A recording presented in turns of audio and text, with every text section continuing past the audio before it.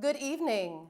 The Broadcasting Commission has imposed an immediate ban on the playing of music that, among other things, promotes or glorifies lottery scamming, the use of the illicit drug Molly, and illegal guns. In a statement today, the Commission said the directive to radio stations reinforces its commitment to keeping airwaves free of harmful content, given the important role that traditional media still plays as agents of socialization. Now, the use of the public airways to broadcast songs that promote or glorify illegal activities could give the wrong impression that criminality is an accepted feature of Jamaican culture and society, the regulator noted.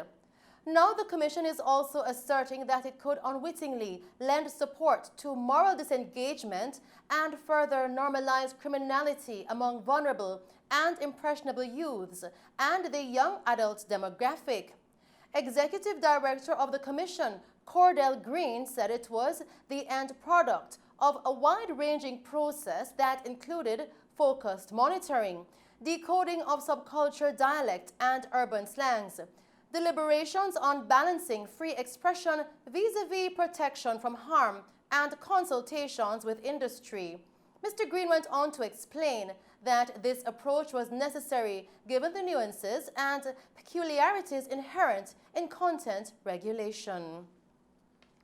In other news tonight, Lionel Town and Rocky Point are among almost 20 communities in southern Clarendon without water because of a power supply issue affecting Jamaica Public Service systems in the area. The National Water Commission, NWC, says the electricity issue has forced the shutdown of operations of the Kemps Hill Water Supply Facility in the parish.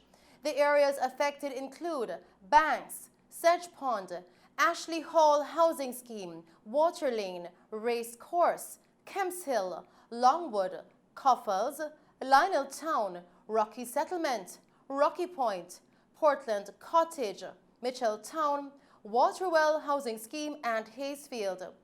The NWC did not indicate a timeline for the restoration of service.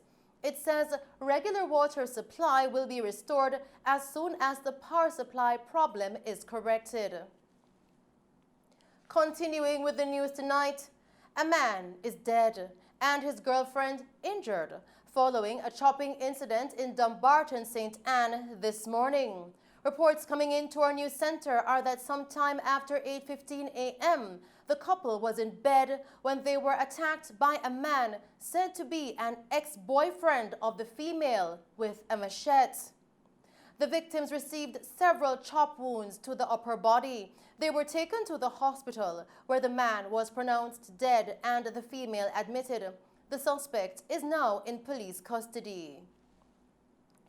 We go now to news from St. James, where the police have commenced a probe into yesterday's fatal shooting of a popular auto bodyman and the shooting and injuring of another man at a premises in Greenwood in the parish.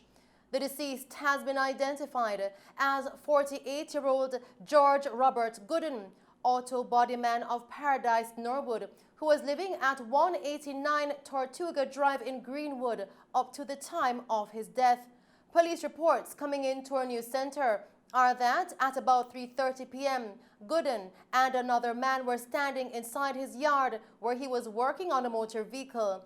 When a lone gunman walked into the yard, the man then opened fire, hitting Gooden and the other man multiple times before running from the premises and escaping in a waiting motor vehicle. The police were summoned, and upon their arrival, both victims were discovered suffering from multiple gunshot wounds.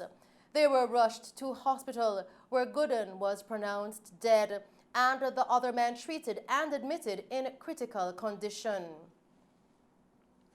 In news from Hanover now, an illegal firearm and 6 rounds of ammunition were seized by the police during an operation on the Bulls Bay Main Road in the parish yesterday. Reports from the Lucy Police coming into our news center are that at about 6:25 p.m., law enforcement officers were in the area when they saw a motorcycle with 2 men aboard riding along the roadway. They were signaled to stop, But the driver of the motorcycle disobeyed the lawmen and instead sped off.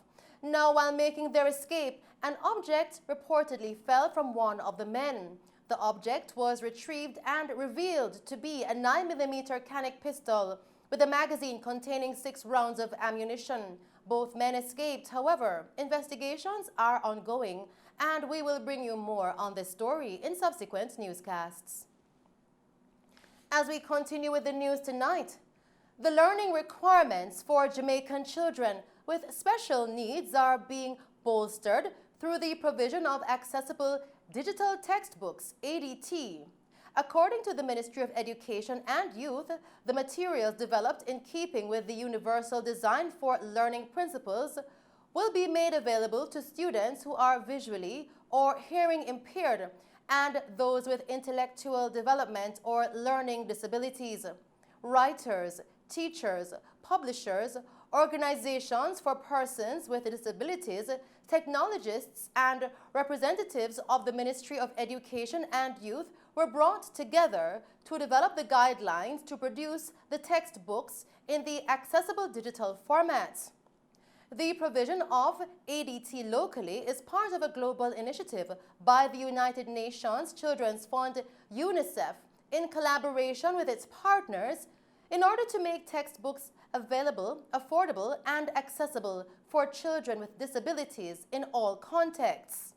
Now, ADTs allow children with different learning needs to access the same content, participate in the same textbook-based activities in and outside the classroom, with equal opportunities to achieve positive educational outcomes.